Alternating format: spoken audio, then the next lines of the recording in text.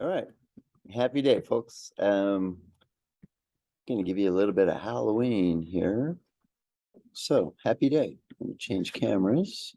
Bum-ba-dum. Witches, pumpkins, and grinning ghosts. The Story of Halloween Symbols by Edna Barth, illustrated by Ursula Arndt. Arndt. Arndt. Witches, pumpkins, and grinning ghosts. The story of Halloween symbols. What I think is interesting, look, she's got hearts, cupids, and red roses, Valentine symbols, holly, reindeer, and colored lights, Christmas symbols, lilies, rabbits, and painted eggs, Easter symbols, and I Am Nobody, Who Are You, which is a famous poem by Emily Dickinson. I think I got to go get those books, right? Mosaic of the Mind is comparing authors that you like. But here we go. The Story of Halloween Symbols by Edna Barth, illustrated by Ursula Arndt. The stanza on page 70 is from Halloween Indignation Meeting. I don't know. We're going to try and get through the first chapter here, right? The night, what are we doing? Okay, let's sit that way. The night of October 31st is a time of ghosts and goblins, devils and demons, jack-o'-lanterns, witches, and cats. It is a night of bobbing for apples, telling fortunes, and listening to ghost stories. At Halloween, it is fun to look frightening and to be pleasantly frightened yourself. You know it is make-believe, but the leering devils, the grinning jack-o'-lanterns, the crackling witches, and all the other Halloween symbols go back to a time when people, young and old, lived in real dread of goblins and ghosts, of witches and cats, especially at Halloween. I'd argue that witches and cats are more of a modern day phenomenon, but let's go on. Halloween and before. Can you see the whole book? Okay. The Celtic people who lived more than 2,000 years ago in what are now France and the British Isles feared the evening of October 31st more than any other of the year. It was the eve of their festival of Samhain, maybe? Lord of the Dead. Evil spirits were everywhere. In order to please Samhain, the Celtic priests, known as Druids, held cruel fire rites. Prisoners of war, criminals, or animals were burned alive in weirdly shaped baskets.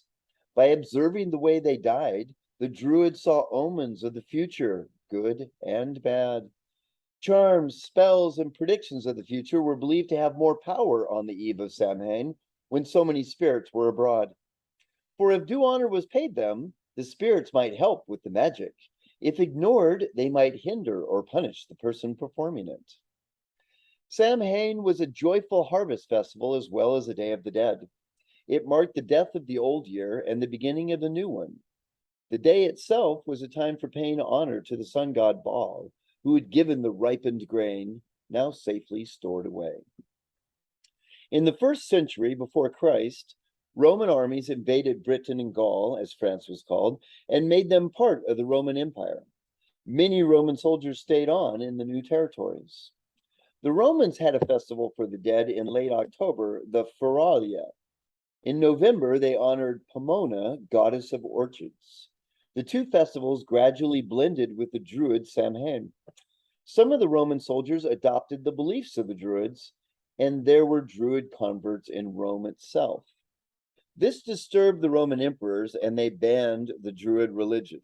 The Druid priests were hunted down, and many were killed. Those who escaped went into hiding. But though their priests were gone, the Celts held firmly to their Druid customs. Year after year, on the eve of Samhain, they built bonfires and prepared for the arrival of spirits. In the meantime, a new religion, Christianity, had been born.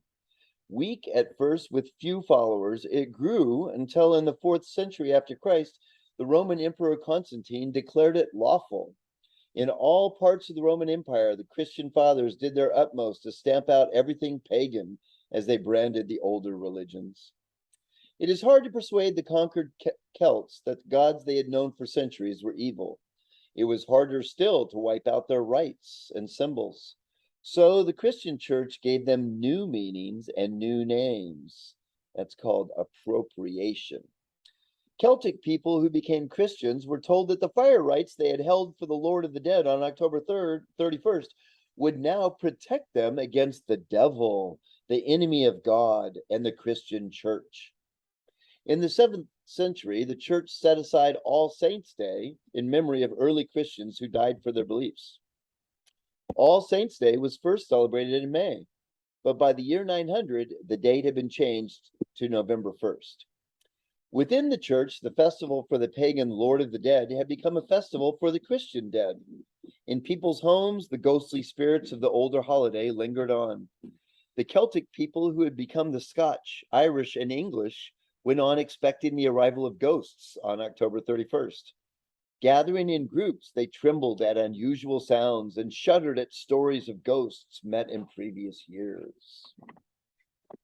But in the tradition of the ancient Samhain harvest celebration, they also enjoyed themselves, feasting on nuts and apples, telling fortunes, dancing, and playing games.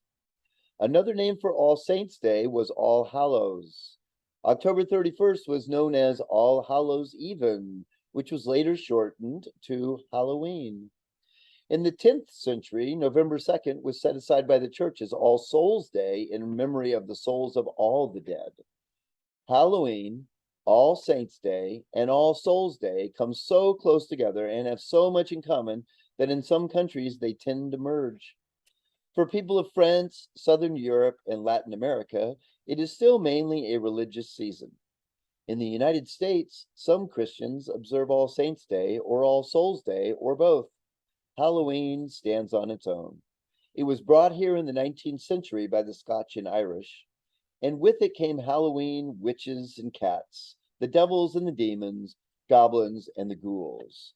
I think witches and cats were added to it here, mostly by men who are trying to control women, and the cats just got attached to that. I'm going to stop here and post this. If I have time, I will read more of this book to you. Thank you very much.